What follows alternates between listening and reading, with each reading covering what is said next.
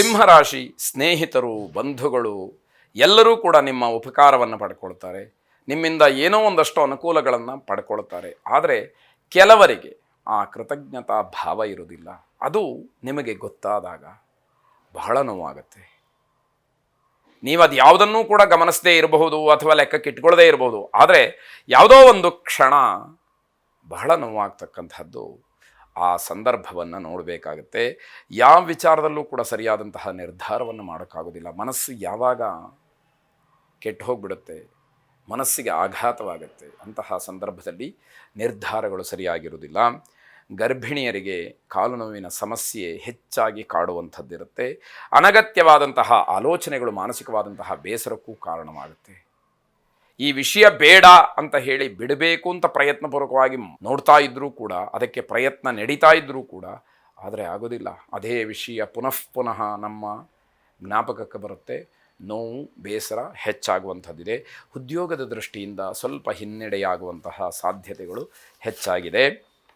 ಸಾಯಂಕಾಲದ ಹೊತ್ತಿಗೆ ಇವೆಲ್ಲ ಕಳೆದು ಏನೋ ಶುಭವಾರ್ತೆ ಬರುತ್ತೆ. ಸ್ವಲ್ಪ ಮಟ್ಟಿಗೆ ಸಮಾಧಾನ ಸಿಕ್ಕುವಂಥದ್ದು. ಗಣಪತಿಯನ್ನು ವಿಶೇಷವಾಗಿ ಪ್ರಾರ್ಥನೆ ಮಾಡಿ, ಗಣಪತಿಗೆ ಪ್ರಿಯವಾದಂತಹ ಬಿಳಿ ಎಕ್ಕದ ಹೂವನ್ನು ಸಮರ್ಪಣೆ ಮಾಡಿ, ಆ ಗಣಪತಿಯನ್ನು ಪ್ರಾರ್ಥನೆ ಮಾಡಿ ಶುಭವಾಗಿ. ಕನ್ಯಾರಾಶಿ ಮನೆಯ ಅಲಂಕಾರಕ್ಕೆ, ವಸ್ತುಗಳ ಖರೀದಿಗೆ ಹಣವನ್ನು ಹೆಚ್ಚಾಗಿ ಖರ್ಚು ಮಾಡ್ತೀರಿ.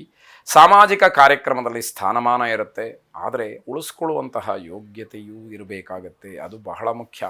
ಯಾವುದೋ ಒಂದು ಅಧಿಕಾರ ಸಿಕ್ತು, ಯಾವುದೋ ಒಂದು ಸ್ಥಾನ ಸಿಕ್ತು ಅಂತ ಹೇಳಿ ನಮ್ಮ ಮಾತನ್ನು, ನಮ್ಮ ಸಮಯವನ್ನು ಅಥವಾ ನಾವು ನಡ್ಕೊಳ್ಬೇಕಾದಂತಹ ರೀತಿಯನ್ನು ದುರುಪಯೋಗ ಮಾಡ್ಕೊಂಡ್ಬಿಟ್ರೆ, ಅವಕಾಶ ಸಿಕ್ತು ಅಂತ ಹೇಳಿ ಬಾಯಿಗೆ ಬಂದ ಹಾಗೆ ಮಾತಾಡಿಬಿಟ್ರೆ ನಮ್ಮ ಗೌರವ ಎಲ್ಲಿ ಉಳಿಯುತ್ತೆ?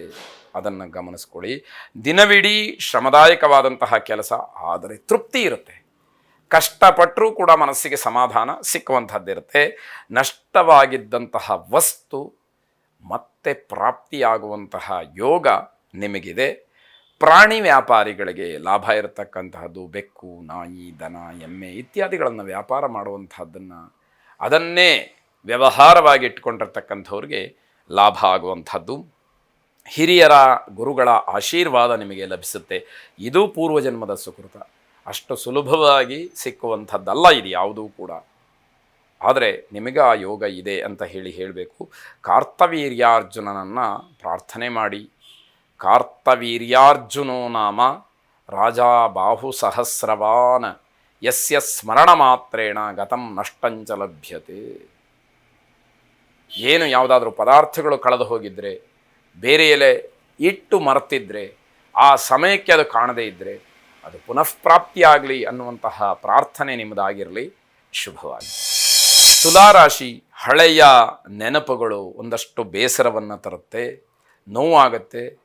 ಹಿಂದೆ ಯಾವುದೋ ಒಂದು ಸಣ್ಣ ವಿಷಯಕ್ಕೆ ಅಥವಾ ಒಂದು ಹೊತ್ತಿನ ಊಟಕ್ಕೆ, ಇನ್ಯಾವುದೋ ಒಂದು ಪದಾರ್ಥವನ್ನು ಕೊಂಡುಕೊಳ್ಳೋದಕ್ಕೆ ಎಷ್ಟೆಲ್ಲ ಕಷ್ಟಪಡ್ತಿದ್ವಿ. ಆದರೂ ನಮ್ಮ ಆಸೆ ನೆರವೇರಿರಲಿಲ್ಲ. ಅಂತಹ ಪದಾರ್ಥಗಳನ್ನು, ಅಂತಹ ವಾತಾವರಣವನ್ನು ನಮ್ಮ ಜೀವಮಾನದಲ್ಲಿ ನಾವು ನೋಡಲೇ ಇಲ್ಲ. ಇವತ್ತು ಭಗವಂತ ಎಲ್ಲ ರೀತಿಯಿಂದಲೂ ಚೆನ್ನಾಗಿಟ್ಟಿದ್ದಾನೆ ಅನ್ನುವಂತಹ ಒಂದು ತೃಪ್ತ ಭಾವ ಹಿಂದಿನ ವಿಚಾರಕ್ಕೆ ಹೋಗಿ ನೋವನ್ನು ತರುವಂಥದ್ದಾಗುತ್ತೆ. ವ್ಯಾಪಾರಕ್ಕೋಸ್ಕರವಾಗಿ ಹಣ ಹೂಡಿಕೆಯನ್ನು ಮಾಡಬೇಡಿ, ನಷ್ಟದ ಸೂಚನೆ. ಏಕಾಗ್ರತೆಗೆ ತೊಂದರೆ ಅಥವಾ ಏಕಾಗ್ರತೆಯ ಕೊರತೆ, ಮನಸ್ಸನ್ನು ಕೇಂದ್ರೀಕರಣ ಮಾಡೋಕ್ಕಾಗೋದಿಲ್ಲ. ನೋವಿನಲ್ಲಿರ್ತೀರಿ, ಬೇಸರದಲ್ಲಿರ್ತೀರಿ, ಹಳೆಯದೆಲ್ಲ ನೆನಪಾಗ್ತಾ ಇರುತ್ತೆ, ಮುಂದೆ ಮಾಡಬೇಕಾದ ಕರ್ತವ್ಯಗಳಿರುತ್ತೆ. ಹೀಗೆಲ್ಲ ಗೊಂದಲಗಳಲ್ಲಿ ಸಿಕ್ಕಿಕೊಂಡಿರ್ತೀರಿ. ಮಕ್ಕಳಿಂದ ಶುಭವಾರ್ತೆ, ಸಂತೋಷ. ಮಕ್ಕಳು ಏನೋ ಸಾಧನೆ ಮಾಡಿದಂತಹ ವಿಚಾರವನ್ನು ನಿಮ್ಮ ಹತ್ರ ಹಂಚಿಕೊಂಡಾಗ, ಆ ಒಂದು ಫಲಿತಾಂಶ ನಿಮ್ಮ ಕಿವಿಗೆ ಬಿದ್ದಾಗ ಬಹಳ ಸಂತೋಷ ಪಡ್ತೀರಿ. ನೋವಿನ ಮಧ್ಯದಲ್ಲೂ ಕೂಡ ನಿಮಗೆ ಆ ರೀತಿಯ ಒಂದು ಸಮಾಧಾನಕರವಾದಂತಹ ವಾತಾವರಣ ಅಲ್ಲಿ ಸೃಷ್ಟಿಯಾಗ್ತಕ್ಕಂಥದ್ದು. ಆಂಜನೇಯ ಸ್ವಾಮಿಯನ್ನು ಪ್ರಾರ್ಥನೆ ಮಾಡಿ.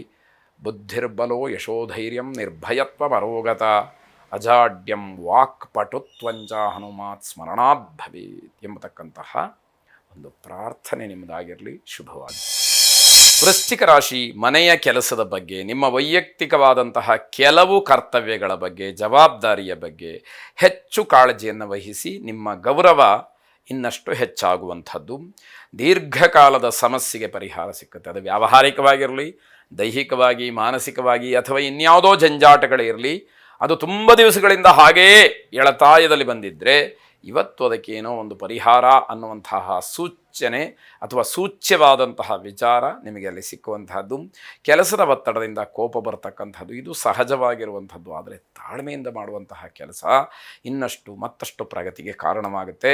ಆರೋಗ್ಯದ ಬಗ್ಗೆ ತಾತ್ಸಾರವನ್ನು ಮಾಡಬೇಡಿ. ನಿಮ್ಮ ವರ್ತನೆ ಮನೆಯವರಿಗೆ ಬೇಸರವಾಗಬಹುದು, ಆಗದೇ ಇರೋ ಹಾಗೆ ನೀವು ನೋಡ್ಕೊಳ್ಬೇಕಾಗತ್ತೆ. ದೂರದ ಬಂಧುಗಳಾಗಲಿ ಸ್ನೇಹಿತರಾಗಲಿ ಮನೆಗೆ ಬರಬಹುದು. ಇದು ಒಂದು ರೀತಿಯಲ್ಲಿ ಸಮಾಧಾನವೂ ಹೌದು, ಅಸಮಾಧಾನಕ್ಕೂ ಕಾರಣವಾದೀತು. ಇದರ ಬಗ್ಗೆ ಸೂಕ್ತವಾದಂತಹ ರೀತಿಯಲ್ಲಿ ನೀವು ನಡ್ಕೊಳ್ಳುವಂತಹದ್ದು ಮುಖ್ಯವಾಗುತ್ತೆ. ನರಸಿಂಹಸ್ವಾಮಿಯನ್ನು ಪ್ರಾರ್ಥನೆ ಮಾಡಿ. ಶುಭವಾಗಲಿ.